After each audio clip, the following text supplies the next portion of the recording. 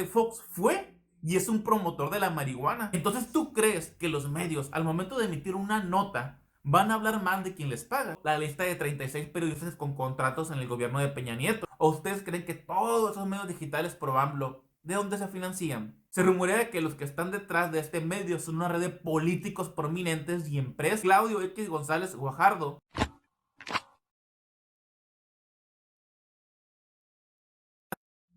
Saludos, colectivo. Hoy, debido a la reciente polémica existente entre el presidente AMLO y el comunicador Loret de Mola, quiero compartirles mi punto de vista del papel de los medios y la prensa actualmente y cómo se relaciona en parte con el conflicto AMLO-Loret.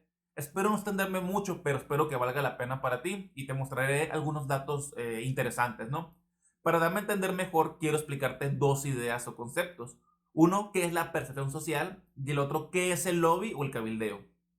El cuarto poder, porque obviamente los otros tres son el poder ejecutivo, legislativo y judicial, es una expresión que se usa para hacer referencia a que los medios de comunicación y la prensa tienen un gran poder o influencia que tienen sobre los asuntos sociales y políticos de un país, porque en conjunto, tanto los chiquitos como los grandotes moldean la percepción de las masas.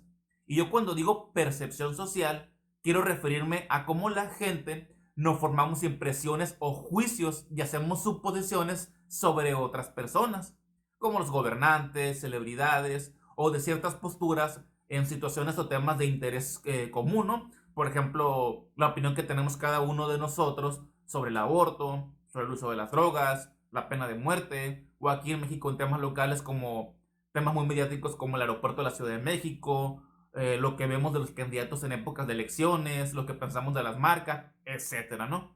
Y aquí quiero enfatizar que la percepción la estoy considerando a lo que a bote pronto, o sea, de primer impulso o de buenas a primeras, pensamos de algo o alguien. Y esto no tiene nada que ver con que esa impresión o juicio sea correcto o verdadero, o falso inclusive, ¿no? Simplemente lo que pensamos. Recordemos que una parte de la mercadotecnia, o sea, la publicidad, tiene como objetivo que, sabiendo cómo piensa el mercado, o sea, los clientes a que te diriges, poder moldear su percepción simplemente para vendernos un producto, un servicio o ideas. Ahora, vamos a ver qué es el lobbying político o cabildeo.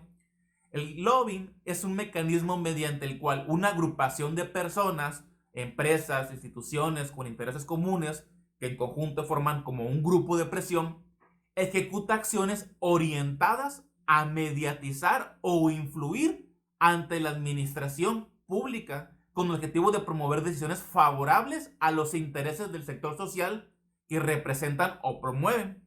Para esto, básicamente se crea contenido informativo que busca transmitir una imagen bonita, positiva, basada en la credibilidad de los argumentos que defienden, para que genere un entorno normativo y social favorable.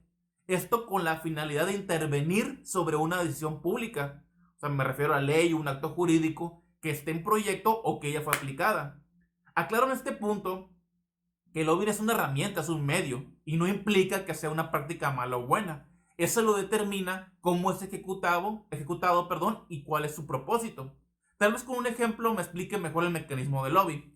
Veamos, por ejemplo, el caso de la legalización de la marihuana. ¿Se acuerdan que antes consumir marihuana era visto de manera negativa y era totalmente ilegal? Pero pues, no han notado cómo esa percepción ha ido como que cambiando. Y esto porque de repente vimos en muchos medios, radio, televisión, internet, youtuber, tu influencer favorito, empezaron a hablar con una normalidad del consumo y hasta veíamos los beneficios que tenía, hasta veíamos a científicos y doctores en medios para dar credibilidad de los beneficios en cuanto a salud en diferentes programas. O sea, nos fueron metiendo la conversación y debate en nuestra cabeza. En lo económico nos daban razones de por qué legalizarla. Decían que si se legalizaba se van a obtener impuestos que antes no se recibían. Al regularse el mercado, menos impacto tendría el crimen organizado. Que en Estados Unidos ya es legal, casi en todos los estados es de uso recreativo, etcétera, etcétera. Muchos argumentos. Y no quiero entrar en polémica de si es bueno legalizarlo o no. Pero mi punto es que te lo van metiendo poco a poco en la cabeza para que digas, oye, güey, sí tienes razón, o sea, las drogas no son tan malas, ¿sabes? Tenemos derecho a recrearnos y hasta tiene beneficios para la salud. O sea, lo que te quiero decir es que van cambiando tu percepción a estar abierto a la legalización. Eso se refiere cuando los medios generan un ambiente o social favorable para algo.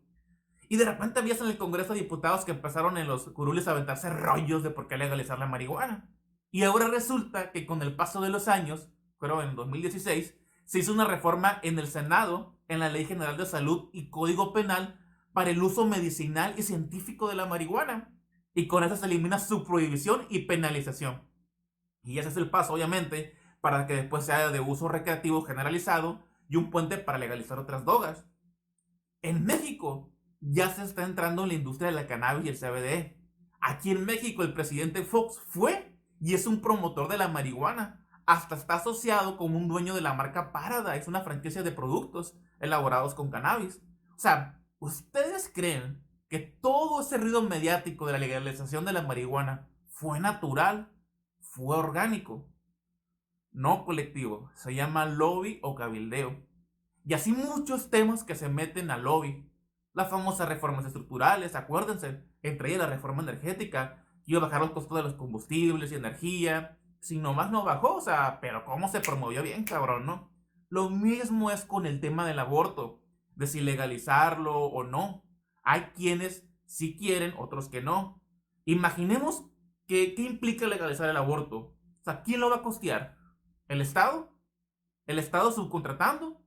O si la gente no confía mucho en la salud pública, aparte no sería entrada para que compañías transnacionales, que ya existen, ojo, puedan ofrecer ese servicio en México. O sea, es un negocio de miles de millones de dólares. Se sabe que hay empresas transnacionales que financian movimientos sociales pro aborto, por eso ves gente en los programas de televisión, ven mítines, etcétera. Eso para crear el ambiente social y político. Ya es donde a uno le entra lo mal pensado, lo conspiranoico, ¿no? O sea, qué curioso que cuando hay un cambio o reforma en la ley, muchos políticos y empresarios están ya listos y tenían lista la infraestructura y el conocimiento para tomar ventaja de las reformas y sacar un beneficio económico. Curioso, ¿no? Y hay muchos tipos de lobby, que se puede hacer un video. Hay lobby militar, energético, financiero, sanitario farmacéutico, lobby de tecnologías, lobby automovilístico, etcétera. Y si usamos el sentido común, se darán cuenta que sin medios de comunicación y prensa no hay lobby. Los medios son clave para que las empresas incidan en la toma de decisión política de gobiernos, legisladores y jueces. Y en ese contexto, los medios invocan la libertad de expresión para defender más bien la libertad de empresa, más que informar libremente. Son usados por las empresas nacionales y transnacionales para incidir en las decisiones de poder. Los medios y la prensa se han convertido en actores políticos y económicos, creo yo, cruciales de las democracias modernas. Y su poder reside en su capacidad de influir en el poder de los gobiernos, jueces, legisladores, el poder de la política, el poder de la discusión de los ciudadanos, ¿de qué hablamos? Los medios dejaron de ser como un tipo, antes eran como que la cancha común de la democracia, si alguna vez fueron imparciales, para pasar a tomar un rol en la batalla del poder, constituir, destituir e instituir. Y esto es así porque los medios perdieron su transparencia, de encarnar la libertad de expresión, y muchos de ellos se convirtieron en militantes de un modelo de sociedad y un modelo de gobierno. Por eso, más que informar, hacen lobby para sus propios negocios. Más que ejercer la actividad de libertad de prensa, defienden la libertad de empresa. Los medios se convirtieron en voceros de sus amos. Dejaron de ser los voceros de los ciudadanos. Su poder está en que militan y operan para el relato de poder político que les conviene. Operan sobre la opinión pública, protegiendo a unos, atacando a otros, modos de hacer política, inventando fallos, polarizaciones, crisis. El poder del lobby o incidencia en la política y en la economía está en que trabajan en la producción de reportajes, documentales, artículos, percepciones y representaciones y emociones públicas. Así su influencia afecta directamente al ambiente y a los climas sociales. Esto existe, solo hay que observar, digamos, con calma. Por ejemplo, en mi municipio y estado, como en el resto del país, hay muchos medios digitales e impresos locales que dejaron de hacer reportajes a fondo, que solo informan la agenda o las actividades de los actores políticos en un formato Pienso yo de promoción y publicidad, hablando de generalidades, entrevistas sin hacer las preguntas difíciles, solo hacen publicaciones de las agendas de los eventos de los actores políticos y todos los medios ponen el mismo texto, casi casi como un copy-paste. Hasta he llegado a pensar que el jefe de campaña o publicista de esas personas se los envían a los medios casi redactados para que los publiquen. Pero digo, es su posición, ¿no? Piensen en esto, un medio de comunicación impreso, de radio, televisión o digitales, sobre todo los últimos que son los de moda, viven de la pauta publicitaria, de los anunciantes. Y pregúntate, a todos estos medios, ¿quiénes son sus principales clientes? Yo no veo que promocionen comercios, tiendas, marcas. Muchos son solo noticias y la mayoría relacionada con la política, ya sea memes o eventos, ¿no? Entonces, quiere decir que sus anunciantes son políticos e instituciones políticas. Entonces, ¿tú crees que los medios, al momento de emitir una nota, van a hablar mal de quien les paga? Ahí hay claro un conflicto de interés, porque mínimo su información va a tener un sesgo y no va a ser imparcial. Y no es crítica malintencionada a los medios que lo hacen, porque tienen que vivir de algo, tener ingresos.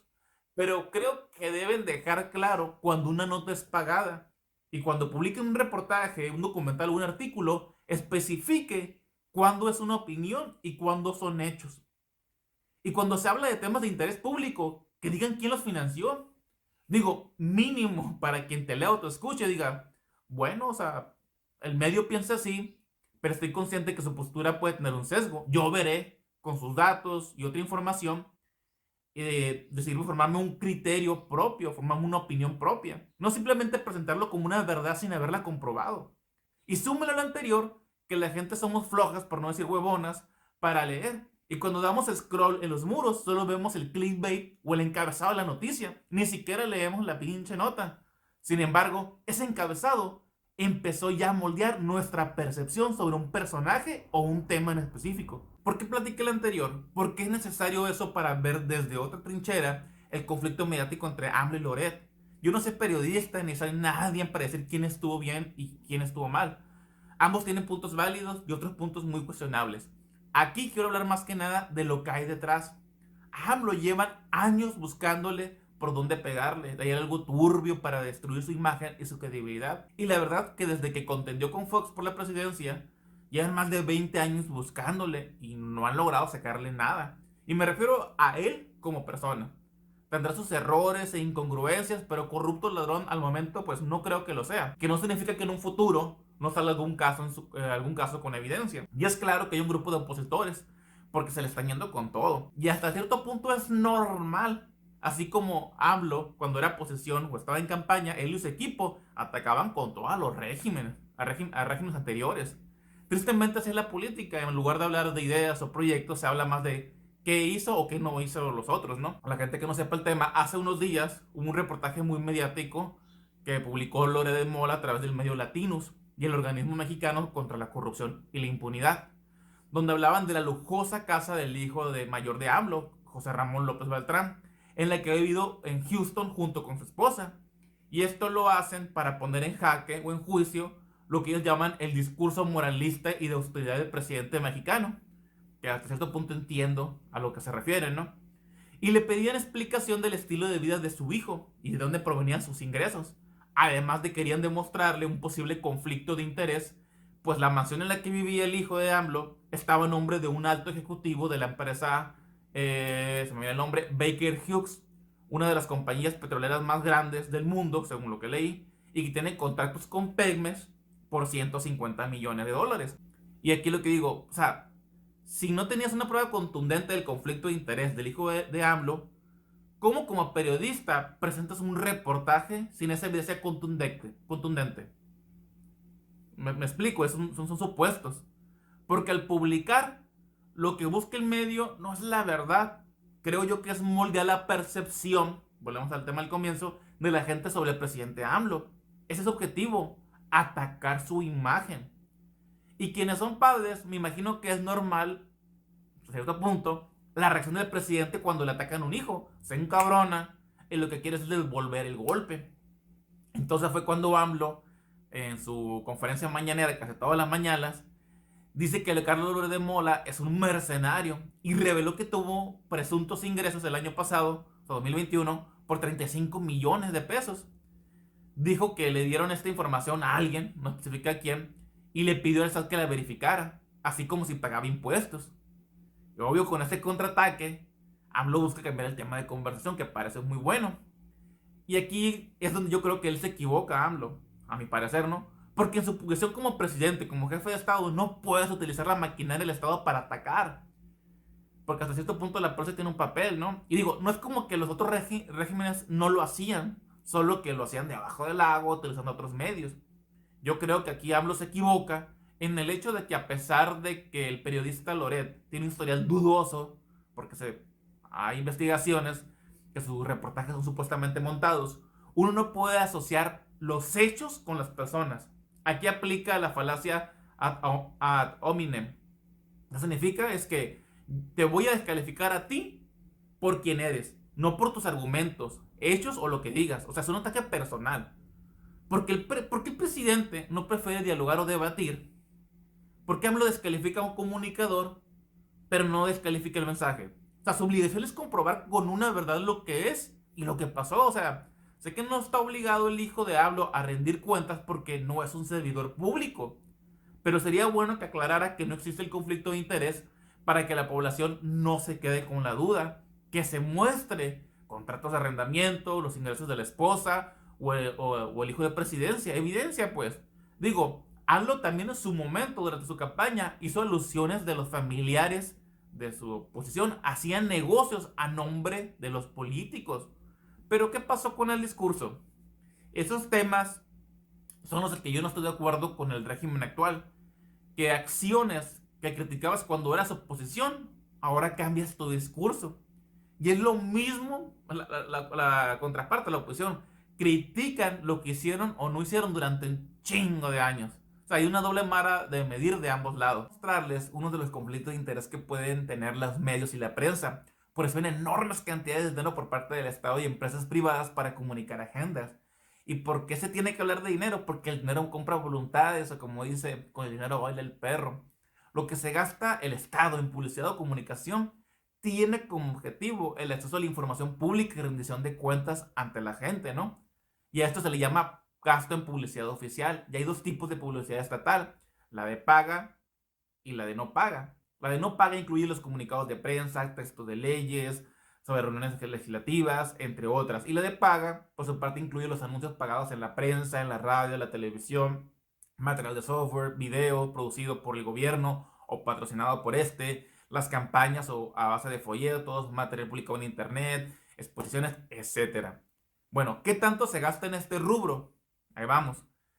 Aquí en la pantalla pongo unos datos. En el sexenio de Calderón se gastó más de 39 mil millones de pesos en su gestión en este rubro, de los cuales el último año, o sea, previo a las elecciones, gastó 8.400 millones.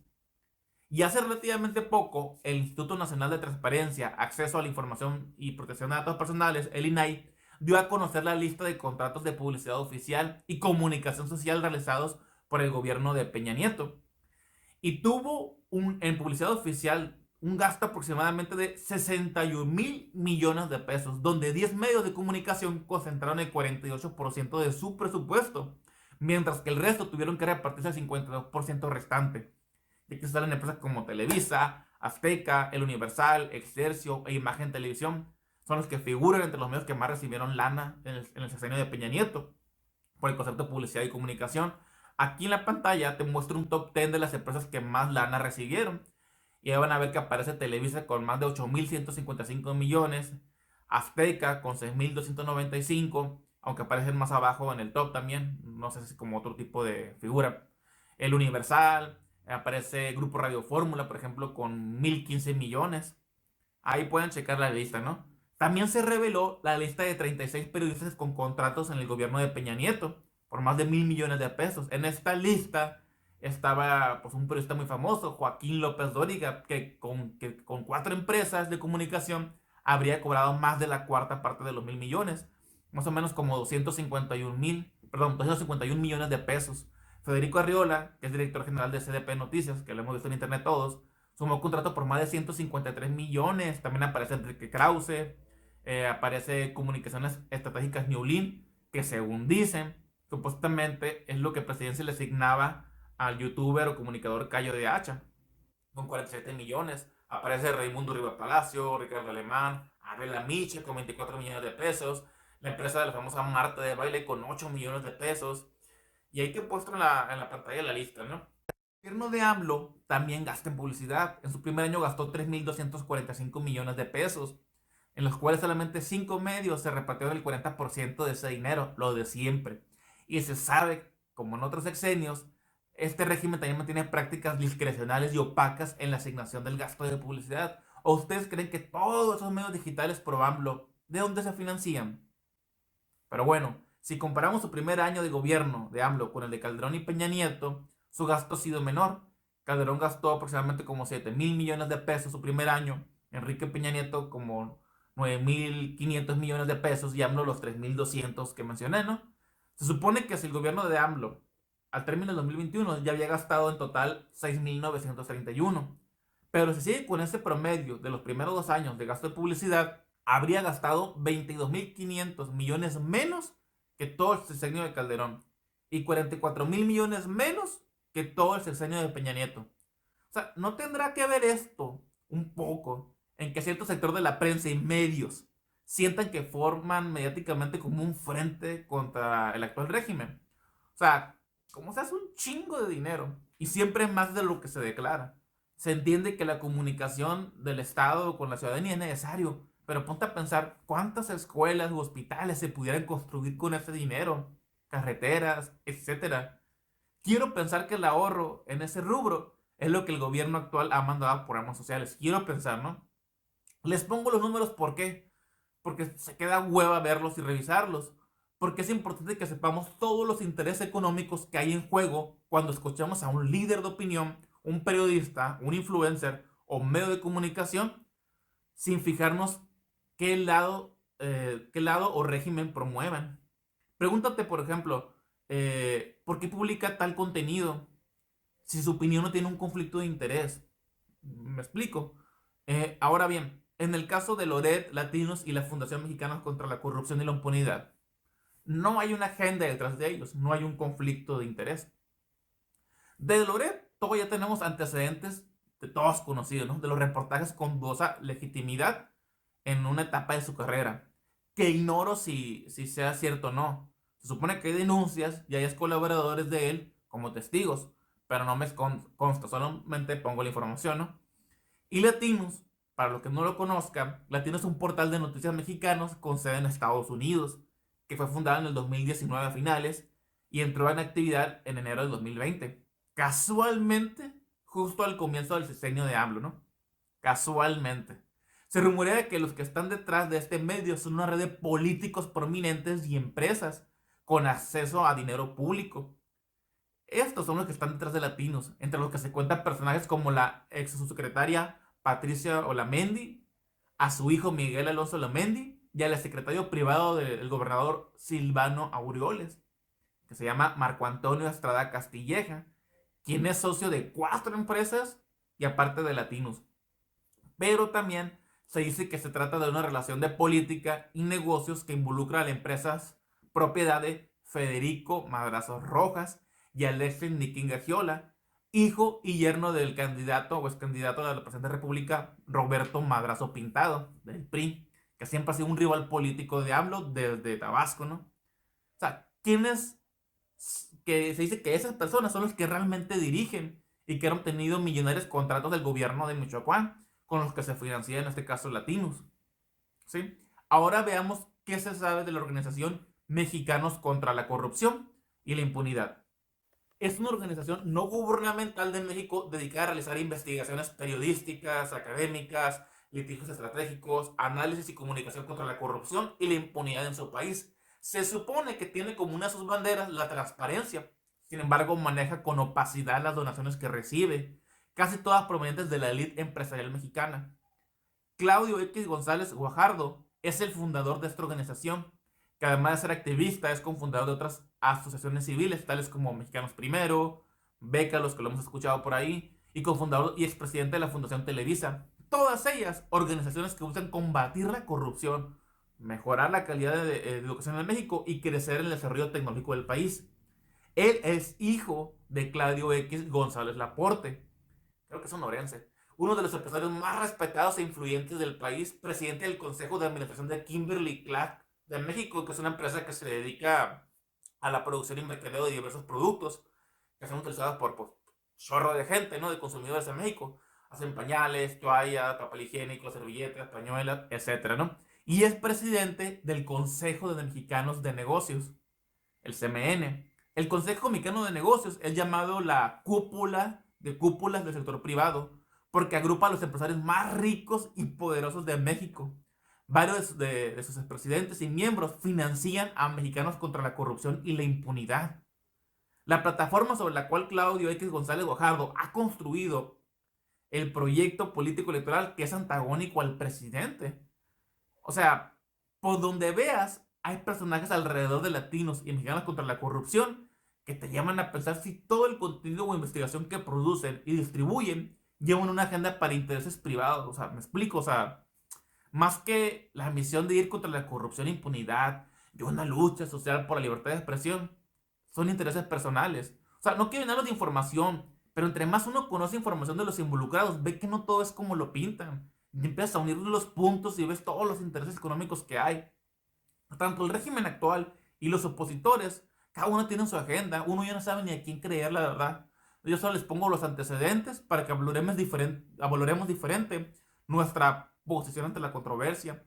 Lo que quiero dar a entender es que uno no puede quedarse con lo que escucha o lee superficialmente, sobre todo en la vida política. Hay muchas cosas en juego, situaciones que tú no crees que te afectan, pero sí lo hacen. De hecho, hay temas más importantes de los que ni se habla, pero el presidente y la oposición son los que deciden la agenda mediática de lo que se habla en casa de la política. No digo que no creas en los medios, pero sí que nos informemos, contrastemos la información y generemos un juicio propio de los temas y noticias. No permitamos que el sistema piense por nosotros. Y pues te agradezco darte el tiempo de ver y escuchar hasta aquí. Te agradecería tu suscripción y me gusta para ayudar a que el algoritmo muestre más el video a más personas. Soy Oliver Mendoza y me despido colectivo. Bye.